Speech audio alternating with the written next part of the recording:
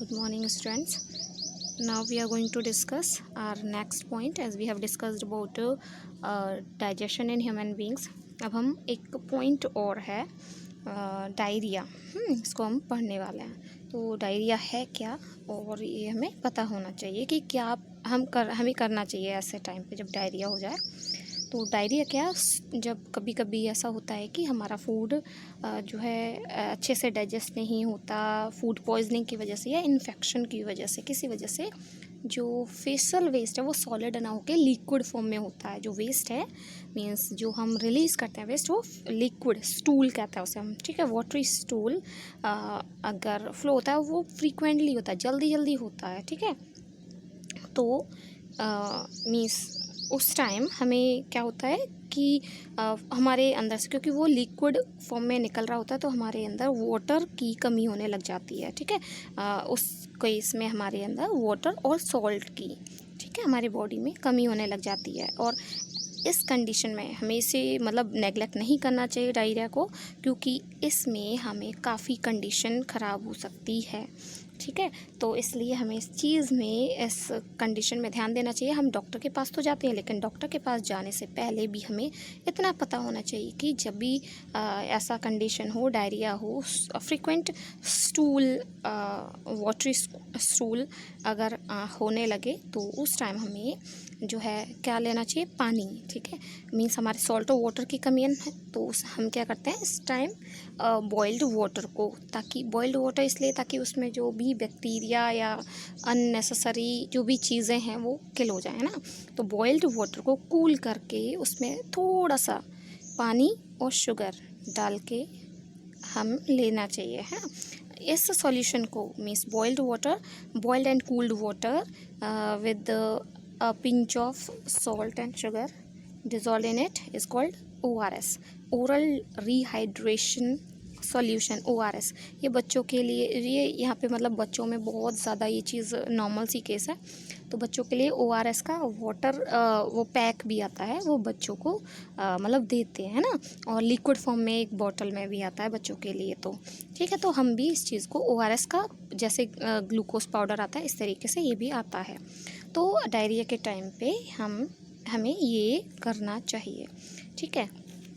अब बात आती है हमारा कंप्लीट ये ह्यूमन बीइंग का डाइजेस्टिव सिस्टम के बारे में हमने पढ़ा था. अब हम पढ़ने वाले हैं digestion in grass eating animals. अब grass eating animals means herbivores में हम ये पढ़ने वाले हैं. अब डाइजेशन इनमें कैसे होता है. तो बच्चों, जैसा कि आप जानते हैं कि आप कभी देखोगे गाय वगैरह बैठी होती हैं तब भी अपना मुंह चला रही होती हैं, है ना. गाय भैंस आप देखना, और नॉर्मल मतलब कुछ खा नहीं रही हैं तब भी वो मुंह चला रही होती हैं, बैठी हैं, खड़ी हैं, है ना. तो वो कर क्या रही होती हैं, मतलब कुछ ले तो नहीं रही हैं, च्युइंगम तो नहीं चबा रही, हाँ, तो क्या चबा रही होती हैं.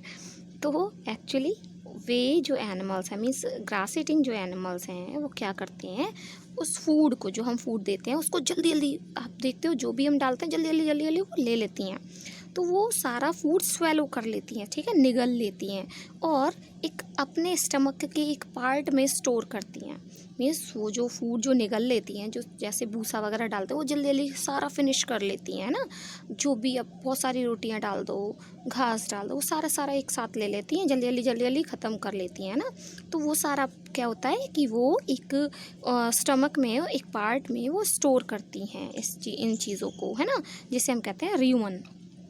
वो र्यूमन में मीन्स ये सारा पार्ट स्टोर कर लेती हैं, और देन जब भी वो फ्री होते हैं, ले लिया सारा, ठीक है, फिर जब भी उसके बाद मतलब लेने के बाद वो उसको फिर पचाना शुरू करती हैं. तो वो फूड जब इसमें आ जाता है र्यूमन में, तो उसके बाद उसका जो है स्टार्ट होता है डाइजेशन, है ना. तो वो जो अब थोड़ा सा डाइजेस्ट होता है वहाँ पे र्यूमन में, डाइजेस्ट हुआ, थोड़ा डाइजेस्ट मीन्स पार्शियली डाइजेस्टेड हो गया, ठीक है. पार्शियली डाइजेस्टेड फूड को, इसी पार्शियली डाइजेस्टेड फूड को जो कि बिना चबाए उन्होंने निगल लिया, मतलब थोड़ा सा च्यू किया और निगल लिया, तो वो जो स्वेलोड पार्ट है, वो जो पार्शियली डाइजेस्टेड फूड है, उसी को हम कर्ड बोलते हैं, CUD, कर्ड, ठीक है. और ये कर्ड को ही वो बाद में मुंह में फिर से लाती हैं, माउथ में फिर से लाती हैं, जैसे कि हम कॉर्न लेते हैं ना, छोटे छोटे लम्प्स, है ना, स्मॉल लम्प्स की तरह से छोटा छोटा पीसेस हम लेते हैं, ऐसे ही वो फिर उस स्टमक में से फिर से बाहर लेके आते हैं अपनी माउथ में एज अ स्मॉल लम्प्स, और उनको फिर च्यू करते हैं, चबाते हैं, है ना। और ये जो प्रोसेस है कि फूड को निगल लेना, फिर वापस लेके आना, फिर उसको च्यू करना, ये सारा प्रोसेस क्या कहलाता है, रूमिनेशन। और ऐसे एनिमल्स को जो कि इस तरीके से अपना न्यूट्रिशन लेते हैं, फूड लेते हैं, उन्हें कहते हैं रूमिनेंट्स, ठीक है। यानी कि ग्रास ईटिंग एनिमल्स कैसे हो जाएंगे, रूमिनेंट्स, ठीक है। अब ग्रास ईटिंग एनिमल्स में एक और चीज़ है क्या, कि ग्रास में ना सेलुलोज होता है, ठीक। सेलुलोज एक टाइप का कार्बोहाइड्रेट है, लेकिन कार्बोहाइड्रेट हम जो है लेते हैं, पचाते हैं, ठीक है। लेकिन ये जो सेलुलोज जो कार्बोहाइड्रेट है, ये हम डाइजेस्ट नहीं कर सकते। Many animals and including humans can not digest cellulose, ये हम डाइजेस्ट नहीं कर सकते। देखो इसमें स्मॉल इंटेस्टाइन, ये देखो स्टमक का ही इस पार्ट में र्यूमन, ये वाला पार्ट है ना, ये वाला पार्ट र्यूमन हो गया, एसोफेगस हो गया, है ना। अब इसमें जो सेलुलोज होता है वो हम नहीं डाइजेस्ट कर सकते, तो फिर भाई ये कैसे कर लेते हैं, ये करते हैं एक इस तरीके से। देखो र्यूमिनेंट्स के पास एक केकम नाम का एक पार्ट होता है, एक सैक का स्ट्रक्चर होता है जो कि स्मॉल इंटेस्टाइन और लार्ज इंटेस्टाइन के बीच में होता है। उस केकम में देखो, आपको शो करती हूँ मैं, ये रहा केकम, देखो, ठीक है। तो इस केकम में वो ग्रास जो है जाता है, या जो कार्बोहाइड्रेट है यानी कि सेलुलोज वो जाता है, और वहाँ वो सेलुलोज जो है कुछ इसमें बैक्टीरियाज होते हैं इस केकम पार्ट में, जो कि हमारे अंदर नहीं होते, जो कि उसको डाइजेस्ट करने में हेल्प करते हैं, सेलुलोज को डाइजेस्ट करने में हेल्प करते हैं, ठीक है।